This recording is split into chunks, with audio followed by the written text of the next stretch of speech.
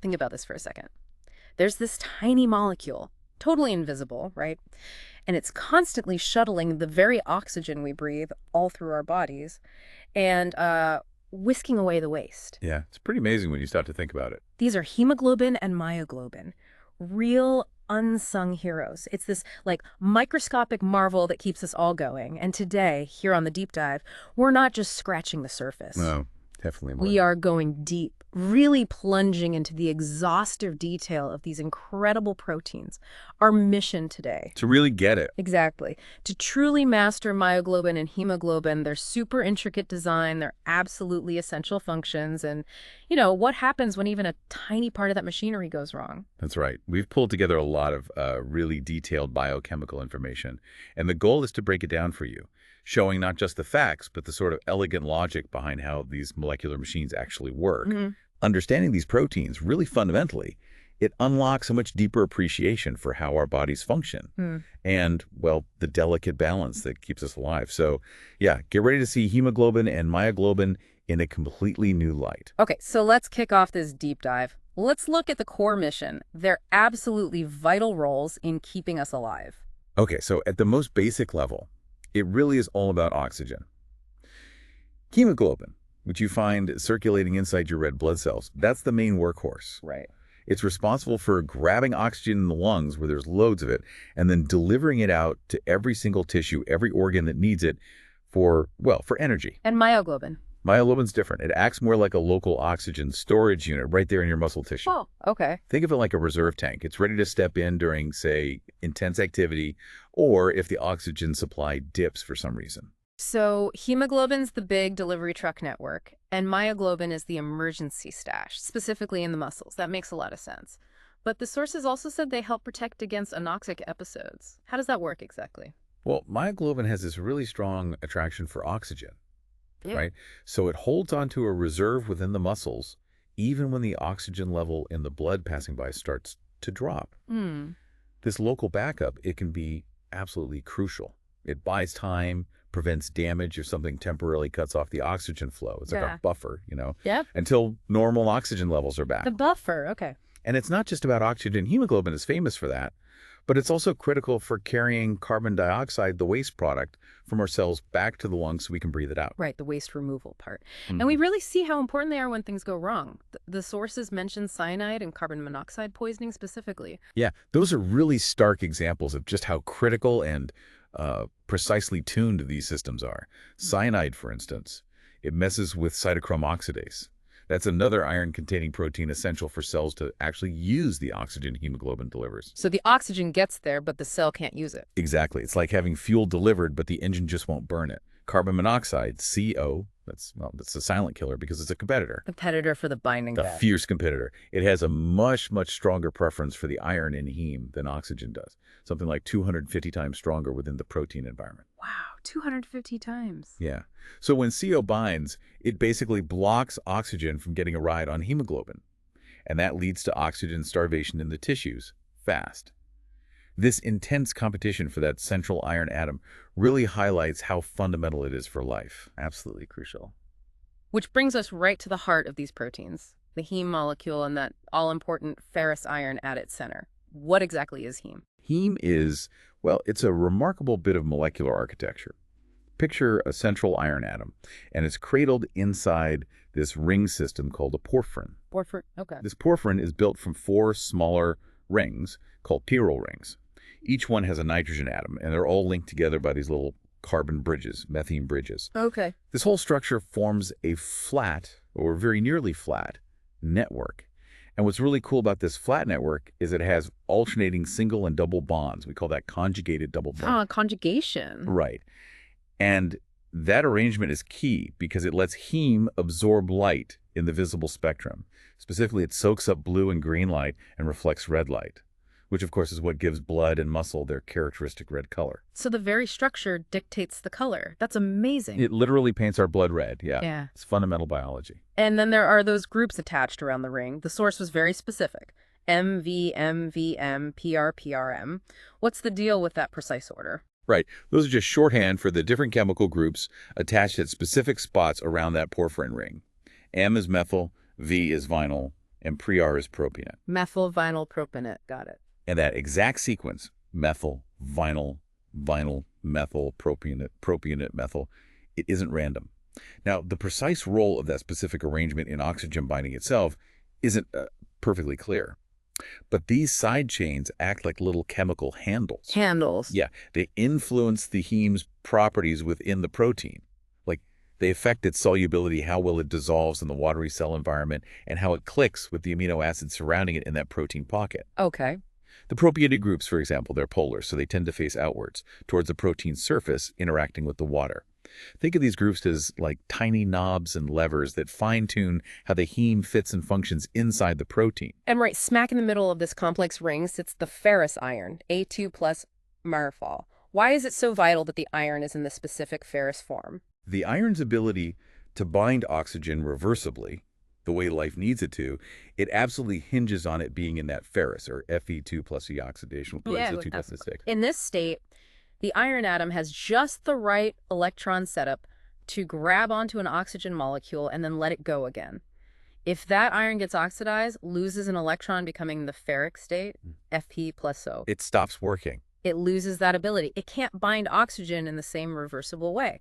The source is clear on this. Oxidation effectively inactivates both myoglobin and hemoglobin for their main job: oxygen transport and storage. Gone. And that's related to methemoglobinemia, right, which you said we'd get back to. Exactly. That's the core issue there. We'll definitely circle back to that. Heme seems so specialized for this.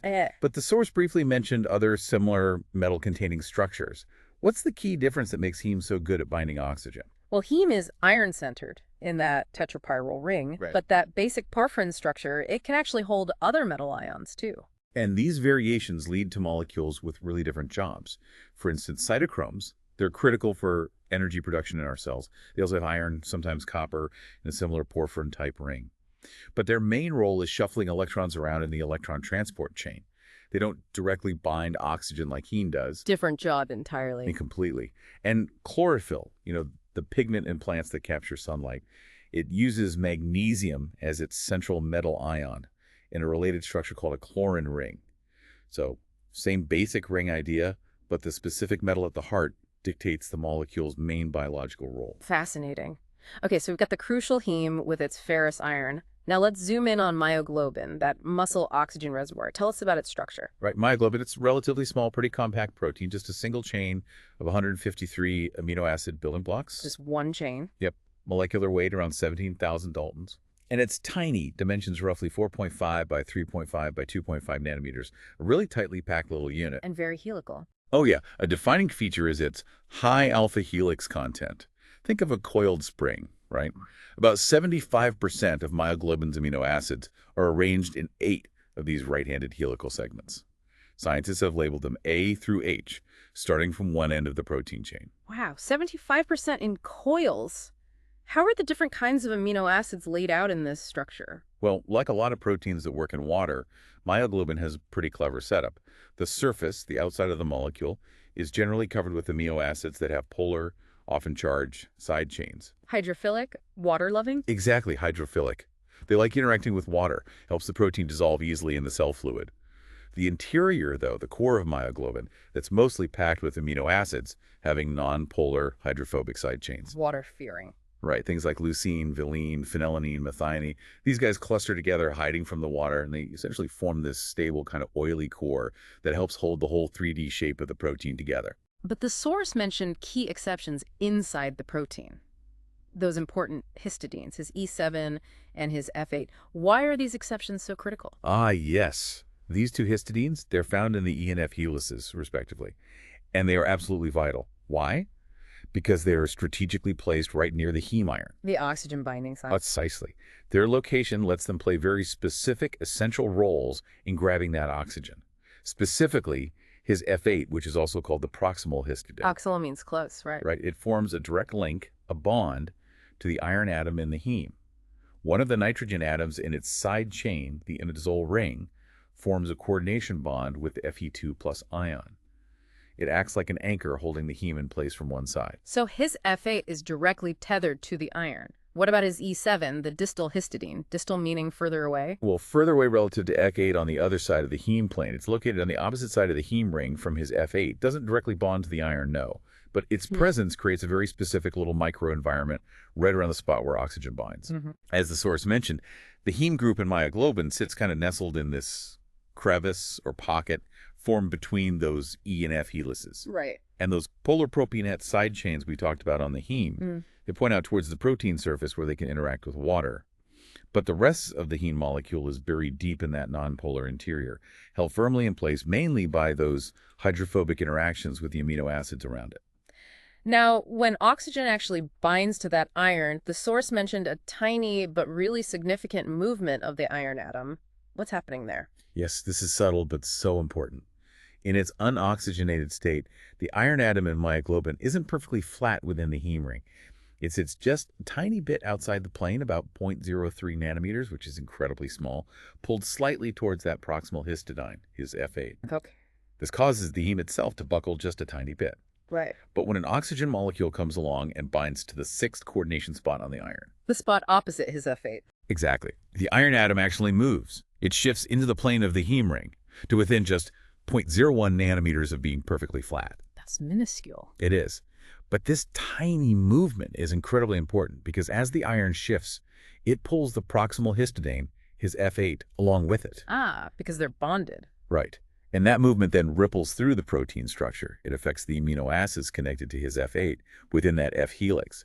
So this seemingly small atomic shift, it's actually a crucial first step. It's like a tiny trigger that sets off the much larger shape changes we see in hemoglobin when it binds oxygen. A tiny trigger setting off a chain reaction. Wow, okay, that movement is key. Now let's talk about how myoglobin handles other gases, specifically carbon monoxide, COO. The source mentioned a hindered environment created by myoglobin. What does hindered mean here? Right, so apomyoglobin is just myoglobin without its heme group attached. When the heme is properly slotted into the epiprotein, it creates this very specific, sterically crowded space right around the iron atom. That's the hindered environment. Crowded, okay. Now, carbon monoxide, CO, as the source pointed out, has an absolutely insane affinity for free heme cone just floating around on its own, about 25,000 times greater than oxygen's affinity. 25,000 times? Why so strong? It's because CO prefers to bind in a perfectly straight line. The iron, the carbon, the oxygen atoms all lined up perpendicular to the flat heme ring. This linear geometry allows for the best possible overlap of electrons between the CO molecule and the iron atom. Really strong bond. But this ideal straight line binding, it doesn't happen easily inside myoglobin, does it? What role does that distal histidine, his E7, play in telling CO and O2 apart? Exactly.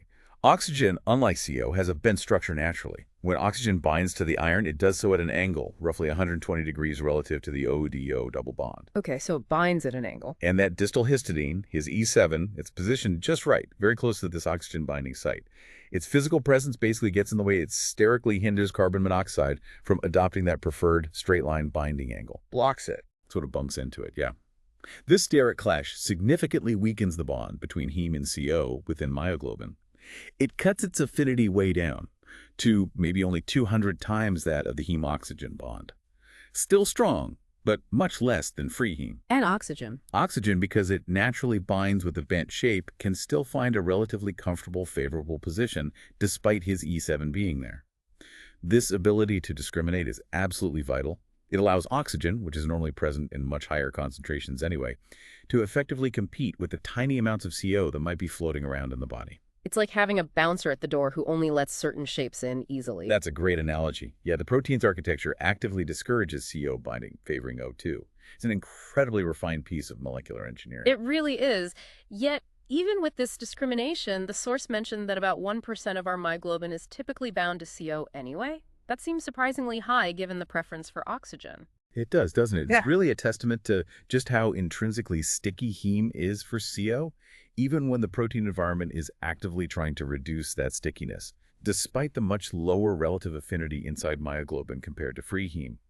The constant exposure, even to low levels of CO produced naturally by our own bodies or inhaled, leads to this small, but measurable percentage of myoglobin being bound to it. Okay, moving on. Let's connect these binding properties to myoglobin's actual job. The source talked about its oxygen dissociation curve, describing it as hyperbolic, What does that shape tell us about how myoglobin behaves? Right, the hyperbolic curve. Yeah. That shape shows a very direct proportional relationship between the partial pressure of oxygen, basically, the O2 concentration, and the percentage of myoglobin molecules that are carrying oxygen, what we call oxygen saturation. Okay. What this curve tells us is that myoglobin has a very high affinity for oxygen. It gets almost completely full, saturated, even at relatively low oxygen pressures like those you find in the capillaries in the lungs, around 100 millimeters of mercury, equivalent to She Hg. loads up easily. Very easily. But here's the crucial part. As the oxygen pressure drops down to the levels you typically find in active muscles, say around 20 millimeter Hg or other tissues, maybe 40 millimeter Hg, myoglobin only releases a tiny fraction of the oxygen it's holding onto. Ah, so its grip is too strong for normal delivery. It loads up fine in the lungs, but doesn't let go easily where it's needed under normal conditions. That fits with it being better for storage than transport. Exactly. That tenacious hold makes it a pretty inefficient delivery vehicle for the constantly changing oxygen demands of different tissues.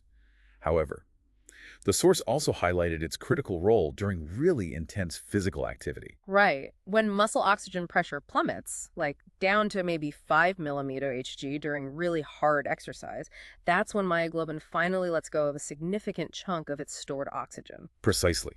Under those extreme conditions, very low oxygen, the dissociation curve shows a really steep drop in myoglobin saturation. That means it's releasing a substantial amount of its oxygen reserve. And the muscles grab that oxygen. Yeah, that locally supplied oxygen can then be used immediately by the mitochondria, the energy factories in the muscle cells, for making ATP heroically. It allows muscle activity to keep going, even when the blood flow can't deliver oxygen fast enough to meet that super high demand. So myoglobin acts as this crucial local buffer, providing a burst of oxygen when the muscles are really pushed to the max. So myoglobin, the last-ditch oxygen fuel tank for muscles under extreme stress. That really clarifies its role. Okay, let's shift gears now to its more complex relative, hemoglobin, the cooperative oxygen transporter. The source had this intriguing line saying it behaves as if it were two proteins depending on the oxygen pressure. What's the idea there? Yeah, that's a really insightful way to capture hemoglobin's behavior. It has this remarkable ability to change its oxygen affinity based on its surroundings, and crucially, whether it's already carrying some oxygen. Hi. In places where oxygen is abundant, like the lungs' PO2 around 100 millimeter Hg or even higher, hemoglobin has a high attraction, a high affinity for oxygen. It loads up efficiently, filling pretty much all its binding sites. This high affinity state is called the R state, or relaxed state. R for relaxed, high affinity. Got it. But then, when hemoglobin travels out to the peripheral tissues where oxygen levels are much lower, say PO2 of 40 millimeter Hg or less, it undergoes this shift. It changes to a low affinity state, called the T state, or TOT state. T for taut, low affinity. Right.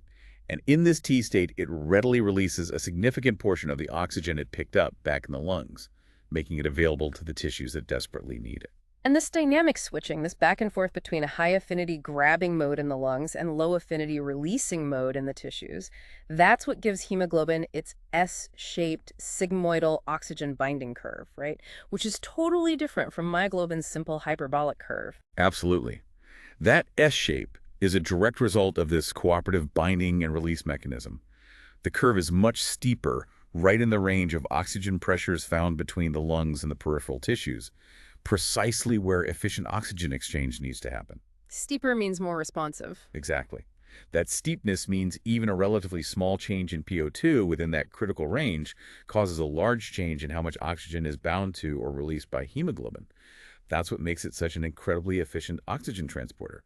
It loads up almost completely where oxygen is high and then unloads a big chunk precisely where oxygen is low. This cooperativity sounds like it must be tied to hemoglobin's structure. The source mentioned its quaternary structure and allosteric properties. Let's unpack that. Right. Unlike myoglobin, which is just a single protein chain, hemoglobin is a tetramer. It's a complex made of 4 individual protein subunits. 4 parts? Yep.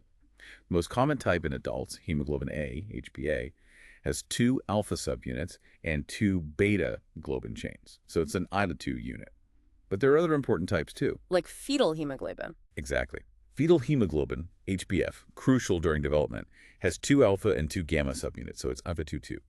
Then there's sickle cell hemoglobin, HbS, which has 2 alpha and 2 mutated beta subunits, eta 2, and a minor form in adults, hemoglobin A2, HbA2, has 2 alpha and 2 delta subunits in it too. So different combinations of these alpha, beta, gamma, delta chains give different hemoglobins. Right, and each combination can have slightly different properties tailored for specific needs or stages of life. The source also mentioned that the beta, gamma, and delta chains are actually quite similar in their primary amino acid sequences. What does that similarity suggest? Well, that high degree of conservation, that similarity in the amino acid sequences of the beta, gamma, and delta chains strongly suggests they all evolved from a common ancestral gene. Ah, evolutionary relatives. Precisely. The subtle differences in their sequences likely account for the specialized roles these different hemoglobin types play during development. Interestingly, the source also notes a remarkable similarity in the 3D structures, the secondary and tertiary folding between myoglobin and the beta subunit of HbA, and also, maybe to a slightly lesser extent, the alpha subunit. So myoglobin and the hemoglobin subunits look alike structurally. They share a very similar overall fold, yeah, including where the heme group sits, the arrangement of those alpha helices, and even having similar types of amino acids at comparable positions in their folded structures. This structural resemblance really hints at their shared evolutionary past and the conservation of that fundamental job, binding heme and oxygen. Okay, so we have this four-part tetrameric structure. How does binding oxygen to one of these four subunits affect the other three? That's the core of this cooperative binding, isn't it? Exactly. That's the essence of it. Hemoglobin has 4 heme groups, 1 in each subunit, so it can bind up to 4 oxygen molecules. Cooperative binding means that when the first oxygen molecule binds to one subunit, it actually makes it easier for the next oxygen molecules to bind to the remaining subunits. It increases their affinity? It increases their affinity for oxygen, yes. And conversely, when one oxygen molecule is released, it makes it easier for the other bound oxygens to pop off too. Like a domino effect, almost. Kind of, yeah. This all-for-one, one-for-all behavior is the molecular basis for that sigmoidal S-shaped curve and hemoglobin's incredible efficiency. It lets it load up almost completely in the high oxygen lungs and then dump a significant amount precisely where it's needed in the low oxygen tissues. The source introduced a term, P50. What is that, and why is it useful for measuring how tightly hemoglobin holds on to oxygen? P50. It's a really handy quantitative measure of oxygen affinity for any given hemoglobin type. It's defined as the partial pressure of oxygen, the PO2, at which 50% of the hemoglobin molecules are saturated with oxygen. Basically, half the binding sites are full. Okay, 50% saturation point. Right. And a lower P50 value means a higher affinity for oxygen. The hemoglobin gets half saturated even at lower oxygen pressure. It holds on to oxygen more tightly. Lower P50, tighter grip. Exactly. Conversely, a higher P50 value means lower affinity. It releases oxygen more readily. For example, normal adult HbA has a P50 around 26 millimeter Hg.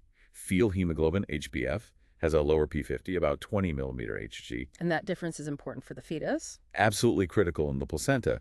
The fetus needs to effectively pull oxygen from the mother's blood, where the PO2 is maybe around 40 millimeter Hg. HbF's higher affinity, its lower P50, allows it to do this much more efficiently. But after birth, that higher affinity isn't ideal anymore. Why not? Because it means HbF wouldn't release oxygen as readily to the newborn's own tissues, which now have their own oxygen supply via the lungs and need efficient delivery. That makes perfect sense, especially thinking about how hemoglobin subunits change during development. The source laying out that timeline. Can you walk us through that sequence again? Sure.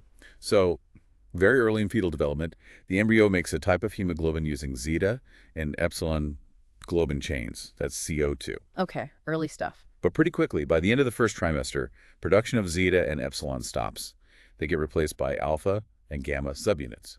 That makes fetal hemoglobin, HbF, HE2, which is the main type for the rest of fetal life. So HbF dominates in the womb. When does adult HbA appear?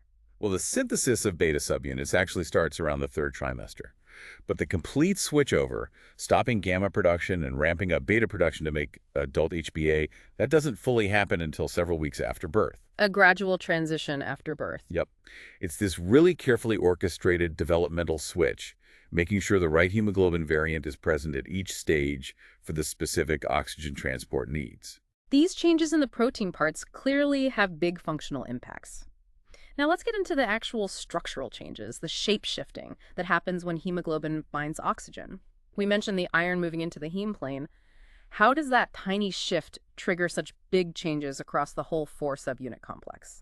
Right, so the binding of that very first oxygen molecule to deoxyhemoglobin without oxygen causes the iron atom in that subunit to shift, Yeah. becoming more planar within its heme ring. Like we saw in myoglobin. Exactly like in myoglobin. Yeah. But here, that tiny movement has this massive cascading effect. Because the iron is directly bonded to the proximal histidine, his F8, the shift pulls his F8 and the amino acids attached to it in the F helix along for the ride. Okay. This subtle shape change in one subunit then gets transmitted across the interfaces, the contact points, where the different subunits of the tetramer touch and interact. The signal spreads. The signal spreads. And this leads to the weakening and then the breaking of salt bridges. These are electrostatic interactions, like tiny ionic bonds, that were holding the subunits together tightly in the deoxyhemoglobin T state, specifically involving the carboxyl terminal ends of all 4 subunits. So breaking these salt bridges is key to shifting from the low affinity T state to the high affinity R state. Absolutely. Those salt bridges in the T state act like constraints, like little ropes holding the subunits in a specific arrangement that favors low oxygen affinity. When they break, it allows for a significant rearrangement of the whole tetramer. What kind of rearrangement? One pair of alpha-beta subunits, say IO11, actually rotates about 15 degrees relative to the other pair, IO22. This rotation makes the whole hemoglobin molecule a bit more compact. A twist and a tightening? Essentially, yes.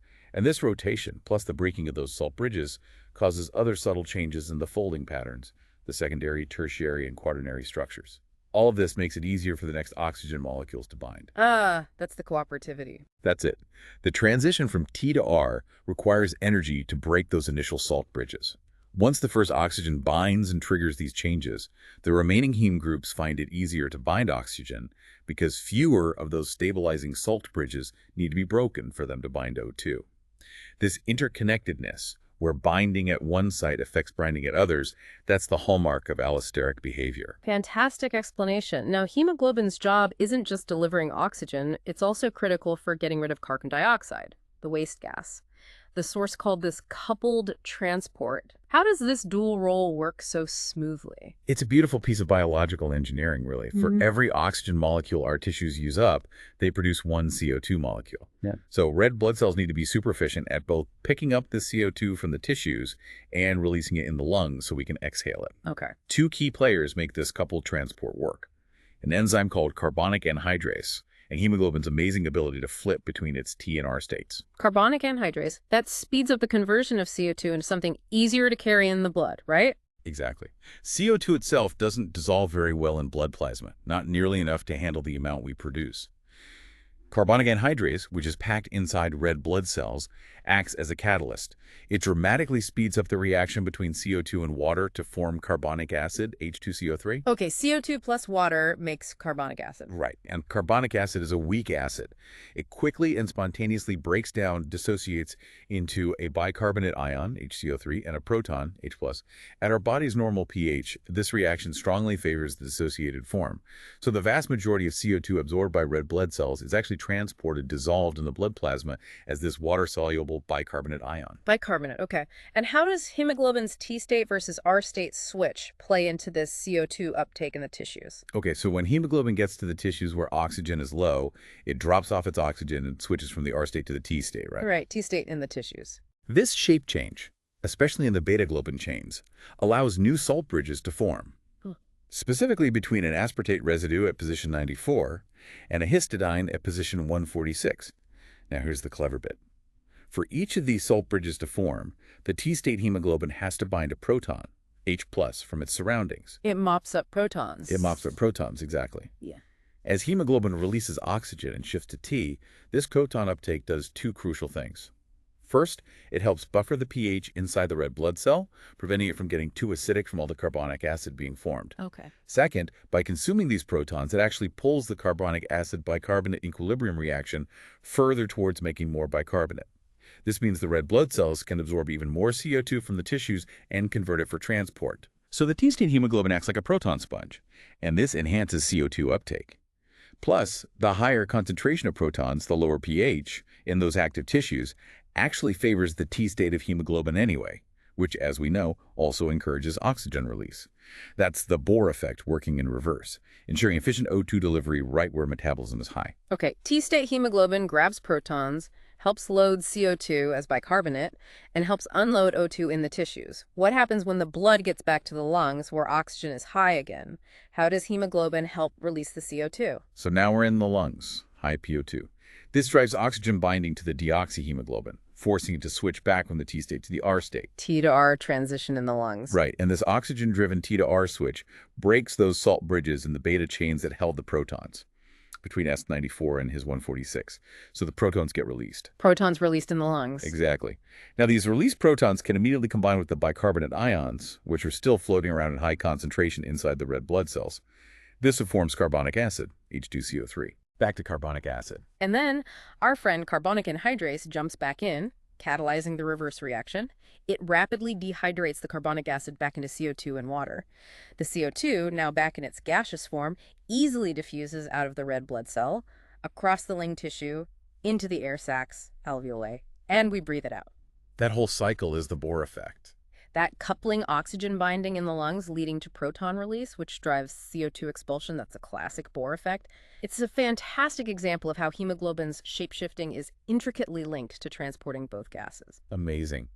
The source also mentioned that about 15% of CO2 is transported differently as carbamates. How does hemoglobin get involved there? Yes, 15% of the CO2 in venous blood is carried directly attached to hemoglobin itself in the form of carbamates. Attached directly. How? CO2 can react chemically with the amino-terminal nitrogen atoms at the very beginning of the polypeptide chains, especially the beta chains. This reaction forms a carbamate group, HbNHCOO, and releases a proton, H+. Forming these carbamates actually changes the charge on those amino termini from positive to negative. This change favors the formation of more salt bridges between the alpha and beta chains, which further stabilizes the T state of hemoglobin. So carbonate formation also favors the T state and oxygen release. Correct. It's another part of the Bohr effect picture. The binding of protons by the T state favors carbamate formation. Conversely, when protons are released as hemoglobin shifts to the R state in the lungs, this favors the breakdown of carbamates, releasing that CO2. So hemoglobin isn't just influencing CO2 transport indirectly via pH, it's also carrying some of it directly as carbamates. We've talked a lot about the T and R states and factors influencing them. Another key player mentioned was 2-3-BPG. What is that molecule and how does it affect hemoglobin's oxygen binding? 2-3-bisphosphoglycerate, or 2-3-BPG. It's a small molecule, but incredibly important. It's found in high concentrations inside red blood cells, and it acts as a crucial regulator, a fine-tuner of hemoglobin's oxygen affinity. How does it regulate? When hemoglobin shifts into the T state, the deoxygenated form, it creates this specific pocket, a central cavity, right in the middle of the tetramer, at the interface where all four subunits meet. A central pocket in the T state. Exactly. And this cavity is lined with several positively charged amino acid residues. One molecule of 2-3-BPG, which is negatively charged, fits perfectly into this pocket. It binds there through electrostatic interactions like a key, fitting snugly into a lock. And this binding of 2-1-3-BPG specifically stabilizes the T state, helping oxygen release. Precisely. By binding in that central cavity, 2-3-BPG stabilizes deoxyhemoglobin in the T conformation. It effectively shifts the equilibrium away from the high-affinity R state. This makes it easier for hemoglobin to let go of its bound oxygen when it reaches the tissues where the PO2 is lower. So it pushes hemoglobin towards releasing oxygen. You can think of it that way. For hemoglobin to switch back to the R state and bind oxygen efficiently in the lungs, it has to overcome this BPG binding. It has to break those extra ionic bonds between BPG and specific amino acids in the beta chains, specifically lysine EF6, histidine H21, and the N-terminal valine NA1. So 2-3-BPG acts almost like a molecular anchor, holding hemoglobin in its oxygen-releasing T state. It sounds like 2-3-BPG is like a molecular brake on oxygen affinity, making sure O2 gets delivered where it's needed. How is the level of this important molecule controlled inside red blood cells? Good question. 2-3-BPG is made from a molecule called 1,5,3-BPG, which is an intermediate in glycolysis, the pathway cells use to break down sugar. The synthesis is done by this fascinating enzyme called 2-3-bisphosphoglycerate mutase 2-phosphatase, or BPGM. It's bifunctional. Mutase and phosphatase. Yeah, it can make 2-3-BPG, but it can also break it down again, hydrolyzing it back to 3-phosphoglycerate. There's another enzyme too, MIPP, multiple inositol polyphosphate phosphatase, that can also break down 2-poly-3-BPG. So its levels are actively managed. Right. And the activities of these enzymes, and therefore the amount of 2-3-BPG inside the red cell, are sensitive to changes in pH. Interestingly, when red blood cells get into the more acidic environment of the tissues, where CO2 levels are high. Which lowers the pH? Exactly. This actually triggers an increase in the production of 2-3-BPG. More BPG when pH drops. Yep. And this elevated BPG then further stabilizes the T state of hemoglobin, reinforcing the effect of the protons themselves in promoting oxygen release in the tissues. It's a beautiful example of like a local feedback loop at the molecular level, enhancing oxygen delivery. The source also made a really interesting point about fetal hemoglobin, HbF, interacting more weakly with 2-3-BPG. Why is that difference important? Yes, that's key. In fetal hemoglobin, HbF, remember it has gamma chains instead of beta chains. Well, in the gamma chain, the amino acid at position H21 is a serine, not a histidine like in the adult beta chain. Serine instead of histidine. Right. And serine is smaller and uncharged, unlike the positively charged histidine. So serine can't form the same crucial salt bridge interaction with the negatively charged 2-3-BPG that the histidine in adult HbA can. Ah, the binding site isn't as good. Exactly. As a result, 2-3-BPG binds much more weakly to HbF compared to HbA. This weaker stabilization of the T state in HbF is a primary reason why HbF inherently has a higher affinity for oxygen than HbA. And that's needed for the placenta. Absolutely essential for efficient oxygen transfer from the mother's HbA to the fetus's HbF across the placenta, where the oxygen pressure is relatively low. It guarantees the developing fetus gets enough oxygen. Finally, on this topic, the source mentioned adapting to high altitude involves changes in 2-3-BPG. What happens when we go up high where the air is thin? Right, high-altitude adaptation. When you're exposed to lower atmospheric oxygen pressure for a while, your body kicks in several changes to compensate. Like making more red blood cells. Yes, an increase in red blood cell production, erythrocytosis, a rise in the total hemoglobin concentration in your blood, and relevant here, an increase in the synthesis of 2-3-BPG inside those red blood cells. More BPG at altitude. More BPG. And these elevated levels of 2-codyl and 3-BPG lower the oxygen affinity of your HbA. They increase the P50 value. So hemoglobin lets go of oxygen more easily. Precisely. This shift means a greater release of oxygen in your peripheral tissues, which are now facing lower overall oxygen availability from the air you're breathing. It's a crucial adaptation that helps ensure your tissues still get a sufficient oxygen supply, despite the reduced oxygen pressure up high. It's truly remarkable how adaptable our bodies are at this fundamental molecular level. Okay, let's shift our focus now to what happens when the genes coding for these vital proteins have mutations, the realm of hemoglobinopathies. The source mentioned a huge number of known mutations. It's astonishing, really. Over 1,100 different genetic mutations affecting the alpha or beta globin genes have been cataloged.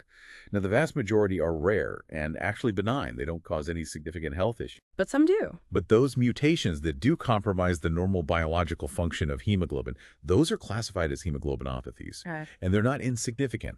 It's estimated that over 7% of the entire global population are carriers for some form of hemoglobin disorder. That highlights the huge clinical impact. 7%, wow. Yeah.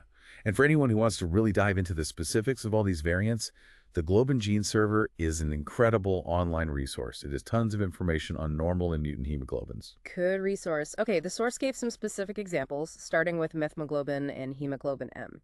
We touched on methemoglobinemia earlier, the iron being F3 plus what? How does HbM fit in? Right. So in methemoglobinemia, the heme iron is stuck in that ferric F3 plus state, unable to bind oxygen.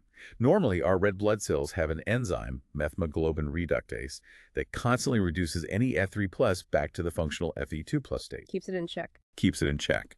But methemoglobin levels can rise abnormally due to a few things. Exposure to certain drugs or chemicals that are oxidizing agents, maybe a deficiency in the reductase enzyme itself, or, and this is where hemoglobin M comes in, an inherited genetic mutation in the hemoglobin molecule itself. What's a mutation in HbM? In HbM, a specific amino acid in the globin chain, often that crucial proximal histidine F8, gets replaced by a tyrosine residue. Histidine swapped for tyrosine. Yes, and the iron in HbM forms this very tight ionic bond with the side chain of the tyrosine. This complex strongly favors and stabilizes the iron in the Fe3 plus state. So the mutation itself locks the iron in the non-functional state. Essentially, yes. And the functional consequences can differ depending on whether the mutation is in an alpha or a beta chain. Alpha chain HBM variants tend to shift the TR equilibrium towards the T state, leading to reduced overall oxygen affinity and no Bohr effect. Beta chain HBM variants, however, might still show some RT switching, so they can retain a partial Bohr effect. Interesting difference. Another category mentioned were mutations that favor the R state, like hemoglobin Chesapeake.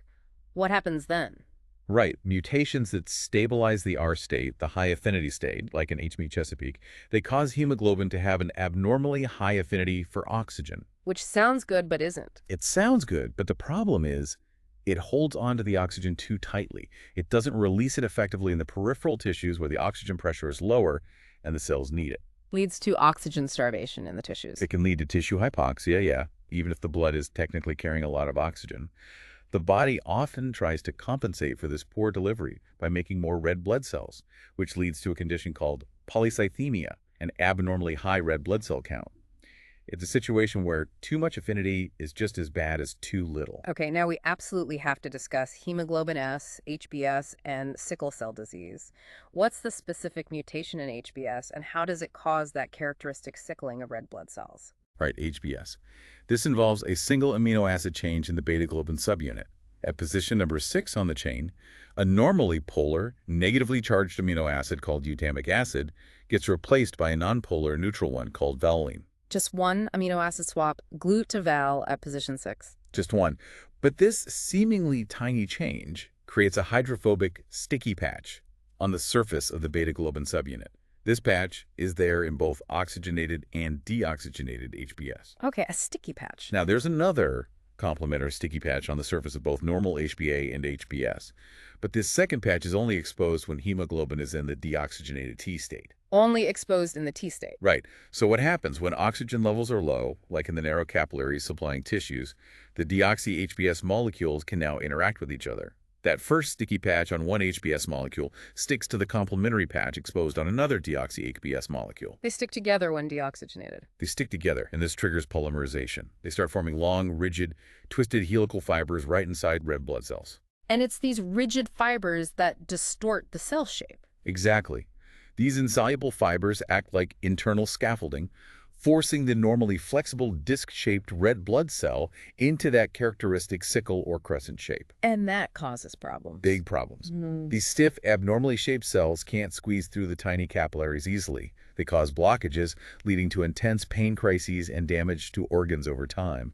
Plus, these sickled cells are fragile. They break apart easily, especially in the spleen, leading to chronic anemia. Does normal HbA affect this? Interestingly, yes.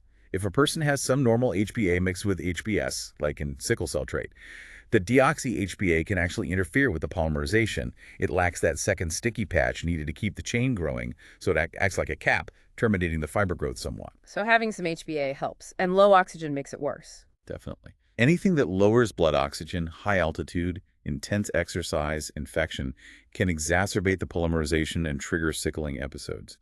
Sickle cell trait is when you inherit just one copy of the mutated gene, usually milder symptoms. Sickle cell disease is inheriting 2 copies, leading to much more severe complications. Are there treatments? There are treatments aimed at managing symptoms and preventing complications. Some therapies try to increase the levels of fetal hemoglobin, HbF, because HbF also inhibits the polymerization.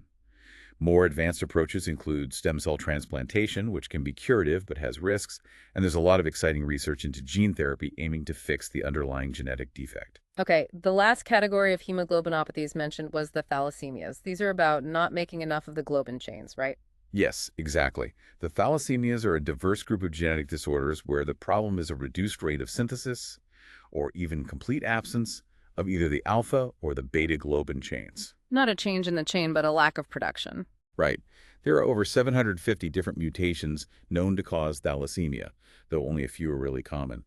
Alpha thalassemias mean reduced or absent alpha chain production. We denote these ASVAL0. Beta thalassemias mean reduced or absent beta chain production. Go 0, 0. What's the consequence of this imbalance? The core problem is an imbalance in the normal 1.1 ratio of alpha to beta chains needed to make functional hemoglobin, FTDO2 up and 2. If you don't make enough alpha chains, the excess beta chains build up. If you don't make enough beta chains, excess alpha chains build up. And these excess chains cause damage. Yes, these unpaired excess chains tend to precipitate or clump together inside the red blood cell precursors in the bone marrow. This damages the developing cells, leading to ineffective erythropoiesis, poor red cell production, and also causing the mature red blood cells that do get made to be destroyed prematurely, resulting in anemia. How are thalassemias treated? Treatment is mostly supportive, focused on managing the anemia, often requiring regular blood transfusions for severe forms. Iron chelation therapy is also needed to deal with iron overload from the transfusions. Bone marrow transplantation can be a curative option for some severe cases, but again, it has significant risks. And diagnosis. The inheritance patterns can be complex because people can inherit various combinations of thalassemia mutations and even other hemoglobin variants like HBS. So diagnosis relies heavily on blood tests, hemoglobin analysis, and sophisticated DNA-based testing to pinpoint the specific genetic mutations. Finally, the source discussed glycated hemoglobin, HbA1c. Not a genetic mutation, but a really important medical marker. What is it, and why is it so clinically useful? Right. HbA1c, or glycated hemoglobin. This is formed by a non-enzymatic process called glycation. Basically, glucose, the sugar circulating in your blood, spontaneously reacts and forms a stable covalent bond with certain amino acid residues on the hemoglobin molecule. Glucose just sticks to hemoglobin. Pretty much, yeah. It mainly attaches to lysine residues and the N-terminal valine on the beta chains. Unlike glycosylation, which is a controlled enzymatic process, glycation just happens passively. And the amount of hemoglobin that gets glycated is directly proportional to the average concentration of glucose in your blood plasma over time. Over time, how long? Well, red blood cells live for about 120 days on average. So the level of HbA1c in a blood sample reflects your average blood glucose concentration over the preceding 8 to 12 weeks. Ah, so it's a long-term average, not a snapshot. Exactly. That's why it's so valuable. It gives a much better picture of overall glucose control than a single blood glucose measurement, which just shows the level at that exact moment. For managing diabetes mellitus, the HbA1c test is extremely important. What's a normal level? In people without diabetes, normally about 5% or less of their hemoglobin is glycated. Higher HbA1c levels indicate poorer long-term blood sugar control and correlate with a higher risk of developing long-term complications of diabetes, like eye, kidney, and nerve damage. An incredibly useful marker. Okay, this has been an absolutely packed deep dive into myoglobin and hemoglobin. Before we wrap up, let's just briefly touch on a couple of the broader biomedical implications mentioned beyond the specific hemoglobinopathies, myoglobinuria and anemias. Right. Myoglobinuria means myoglobin shows up in the urine. This can happen after really severe muscle damage, like major crush injuries. Muscle breakdown releases myoglobin. Exactly. Large amounts flood into the bloodstream. If the kidneys are overwhelmed or damaged too, they can't filter it all out, and it ends up in the urine. Myoglobin can also pop up in blood plasma after a heart attack, myocardial infarction, but usually other markers like troponin or specific enzymes are more sensitive and specific for diagnosing heart damage nowadays. And anemias. Anemia is just a general term for having too few red blood cells or not enough hemoglobin inside them. It can result from all sorts of things. Problems making hemoglobin itself, like iron deficiency, you need iron for heme, right? Or problems making the red blood cells themselves, like deficiencies in folic acid or vitamin B12, which are essential for red blood cell production, erythropoiesis. Diagnosing anemia usually starts with a simple blood test to measure the hemoglobin concentration. Got it. Well, this truly has been that deep dive, really aiming for that mastery level understanding we talked about at the start. Yeah, we covered a lot of ground. We really did. Just to quickly recap some key takeaways. The distinct jobs of myoglobin, local O2 storage, and hemoglobin, cooperative O2 transport, both built around that crucial heme molecule with its ferrous iron. We unpacked the meaning of hemoglobin's S-shaped binding curves stemming from allosteric regulation, that T to R state dance. Influenced heavily by the Bohr effect, that elegant link between O2, CO2, and pH, and that key modulator, 2,3-BPG. Exactly. And then we looked at the often dramatic impact of genetic mutations in the hemoglobinopathies, sickle cell, thalassemias, and the clinical utility of HbA1c for monitoring blood sugar. And by digging into all these intricate details, hopefully you listening now have a much richer, more nuanced grasp of these absolutely fundamental proteins. It's really an elite professional level of understanding of how these elegant molecules work. Definitely. And maybe a final thought to leave you with. Consider how this deep molecular understanding of hemoglobinopathies is constantly fueling the development of new, more targeted therapies. Think about gene editing for sickle cell, for instance. Yeah. Or maybe ponder the amazing diversity of life. How might oxygen transport be fine-tuned in creatures living in extreme environments, like birds flying at high altitudes or whales diving deep? Their hemoglobin must have unique adaptations. Fascinating possibilities. And if your curiosity is still firing, we really do encourage you to check out that Globin Gene Server resource we mentioned. It's just a powerful reminder of how deeply we can now probe and understand the very molecular machinery of life.